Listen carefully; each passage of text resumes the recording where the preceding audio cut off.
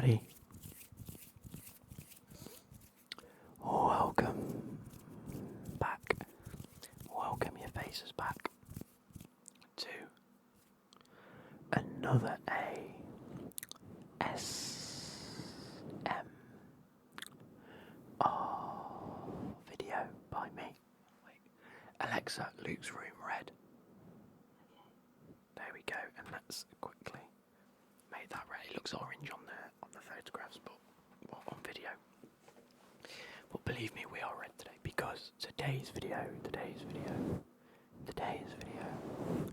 is all about Jurgen Klopp. Let me lower you guys down a little bit and zoom in. There we go.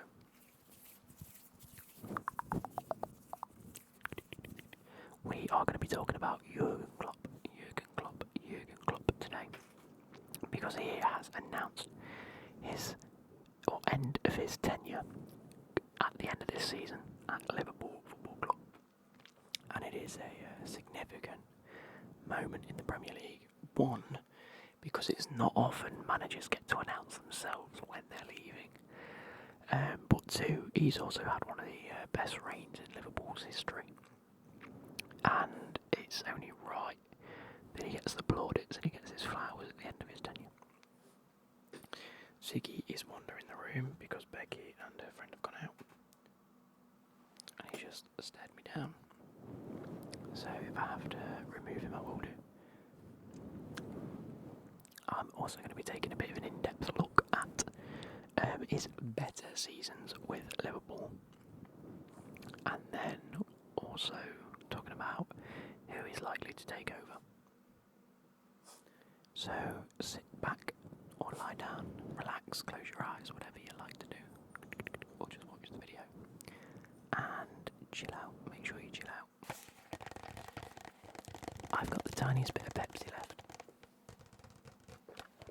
I'm going to decanter it into my glass.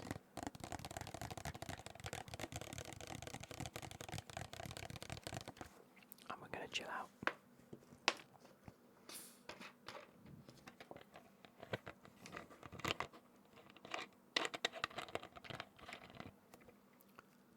And we're going to talk about Liverpool. Now, Liverpool, for me, over the past 10 years, has been one of the clubs that I've enjoyed watching. As you guys already know,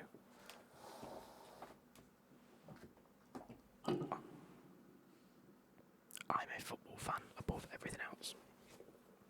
There we go. I'm a football fan above everything else, and I enjoy nothing more than to watch good football. And Jurgen Klopp has certainly delivered on that. I believe he took over in 2013-14, maybe 14-15. Doesn't actually say on this. It says October 2015. So we're going to go with that.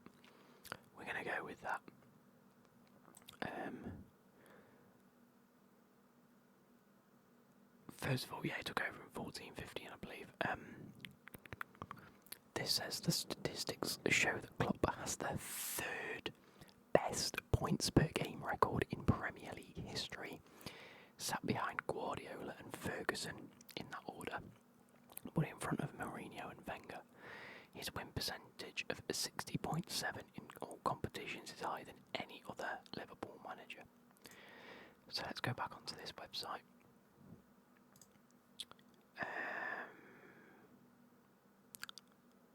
Yeah, he had a phenomenal connection to Liverpool itself, and he's already admitted that he wouldn't take over any other English club, which is fair enough. He's won all of the major competitions at Liverpool.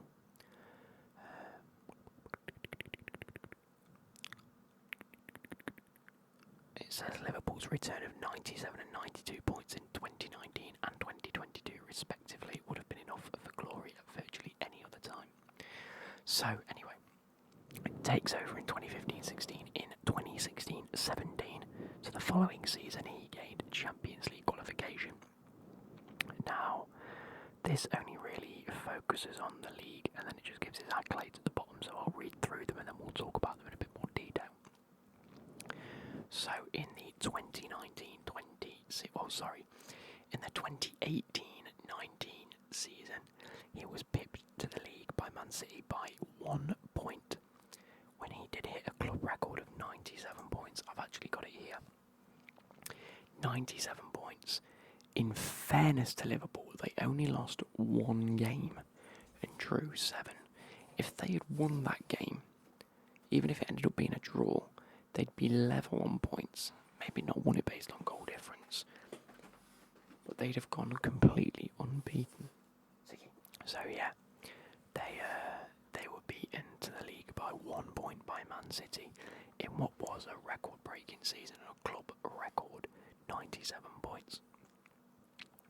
In that season, like I say, they'd won 30, drawn 7 and lost 1, whereas Man City had won 32, drawn 2 and lost 4, and they did have a higher goal difference as well. So what an absolute slugfest that was towards the end of the season. So in the 2019 to 2020 season, Klopp had achieved to win, along with the players, their first Premier League title and their first title in 30 years, finishing on 99 points. So again, a club record points total, beating the previous year by 2 points, but achieving the win. Sorry, I've just legged it up the stairs.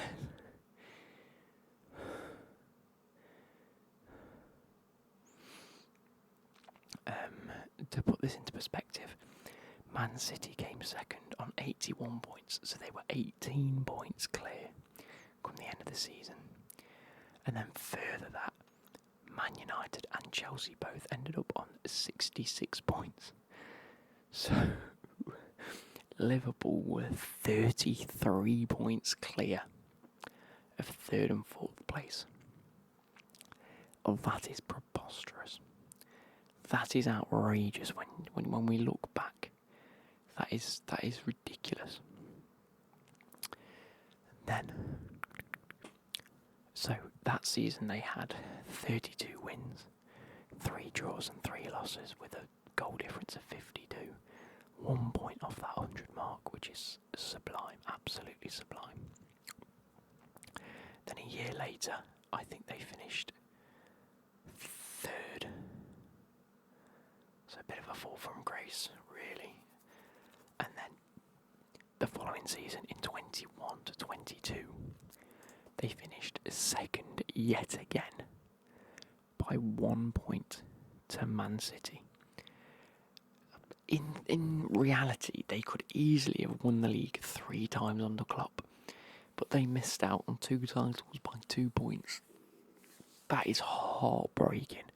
That is actually heartbreaking if you really look at the stats. And in that season, the 21 to 22 season, they had 28 wins, 8 draws and 2 losses.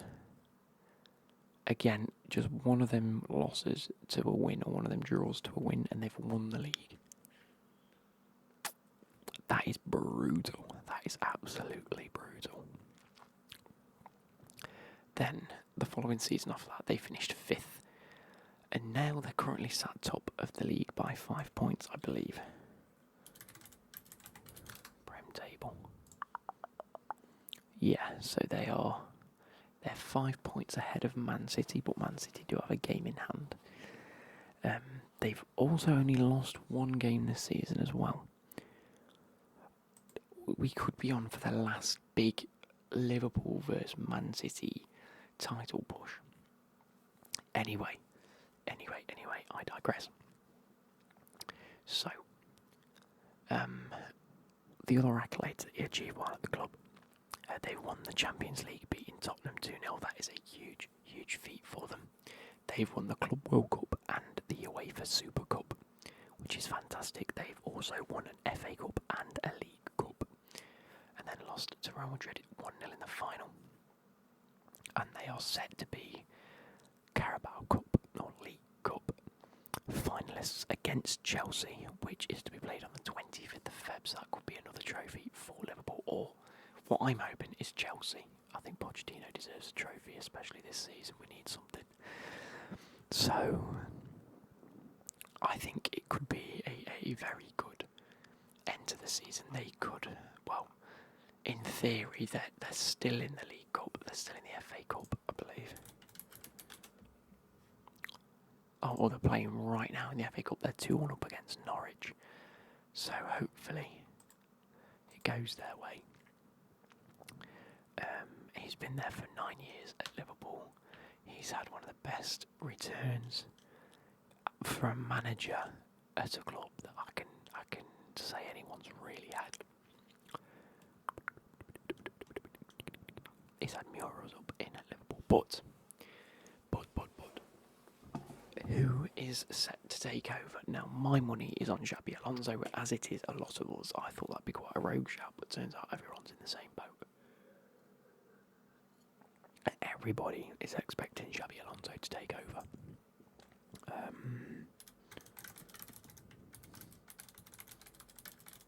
I'll put odds on next Liverpool boss. So, the odds-on favourite is Xabi Alonso. For many reasons. Number one, he is loved and respected at Liverpool because he's previously been there as a player. Number two, he's got one of the best attacking sort of forward-thinking teams in Europe this year, with his Bayer Leverkusen side that just seems to be churning out goals and defensively sound. They're playing exceptionally well.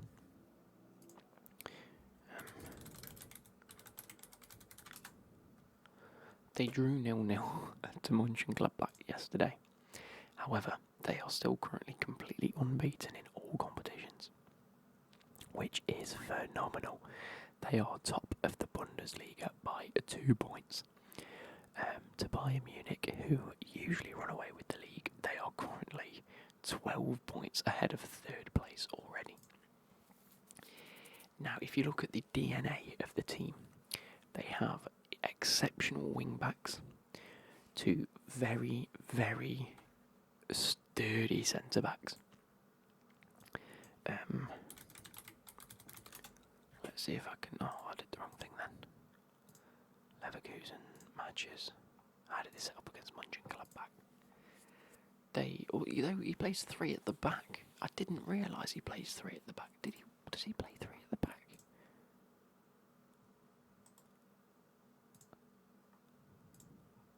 He doesn't play 3 at the back. Okay, that's surprised me. I thought he'd be more of a... He plays 3-4-1-2 with Florian Wirtz in the middle with Hoffman and Schick up top. Okay, fair enough. Okay, so the DNA might not be bang on, but I think it's certainly a starting point. Maybe Liverpool do go 3 at the back. Trent as a wing back would be so much better, but then you've got wingers like Diaz and whoever else. I mean, Diaz, or Jota and Nunes can start up top.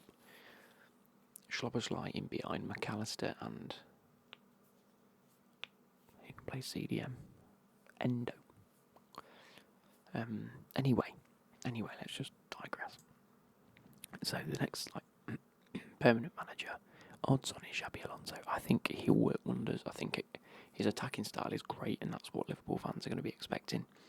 I think he's respected by the players and the staff at the club. I think that could be a big factor. But it might not necessarily. That's more dependent on Xabi Alonso. Number 2, Roberto De Zerbi. Again, very forward-thinking, easily uses younger players, can mould players a bit like Klopp does. In terms of picks up diamonds in the rough, polishes them off, and makes them into wonder kids by the looks of things. And knows what he's doing. However, we saw it with Graham Potter at Brighton. I don't think necessarily it's De Zerbi that's doing that. I think it is the club that know exactly what they're looking at and are a bit of a moneyball type specialist where they can just identify key attributes and players, picks them up, puts them in the team, and they just work, which is what Liverpool need to do.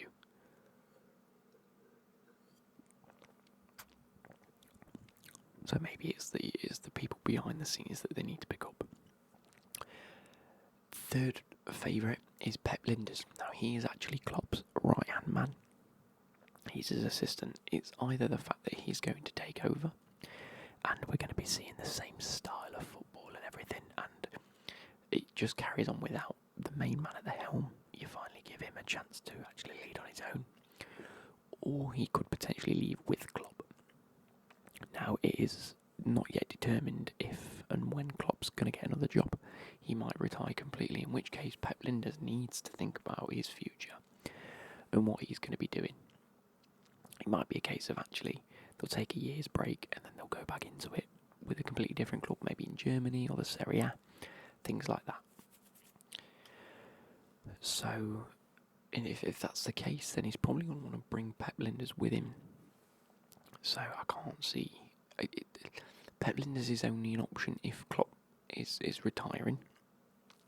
De Zerbi and Alonso are only options if the actual structure is going to be in place and they want to leave their respective clubs. Xabi Alonso might go, right, 1 year in the Bundesliga with not Bayern Munich off the helm. Should we do it again? He might want to stay with that team. He might want to jump ship. Other options are the likes of Unai Emery from Aston Villa. He's done a fantastic job at Aston Villa. He's been afforded the luxuries that Arsenal didn't really give him at the start of his tenure there. And on top of that, Zinedine Zidane is still a free manager. Worked wonders at Real Madrid, although had a very, very top team at Real Madrid. So, he's one of those where I don't think he's a fit for Liverpool, personally. But you can't deny he's got that winning mentality and he'll set the team up to win. Much more of a competition manager than a league manager, personally. Other options, Steven Gerrard, he's just signed a new deal in the Saudi Pro League. I can't see him leaving that type of money, personally, but hey-ho, it is what it is. It is Steven Gerrard, it is his home club. I think it's just going to be another one of those Lampard at Chelsea situations where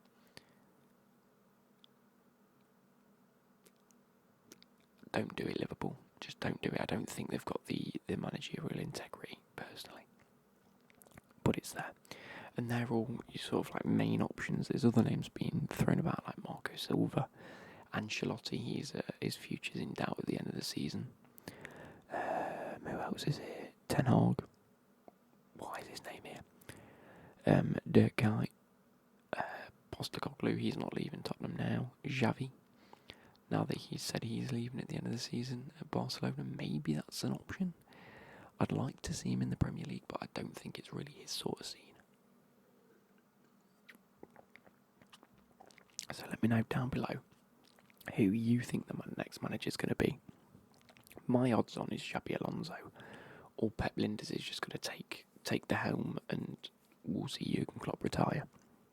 That's my personal preference. Let me know what yours is down below, and I shall catch you later. Goodbye.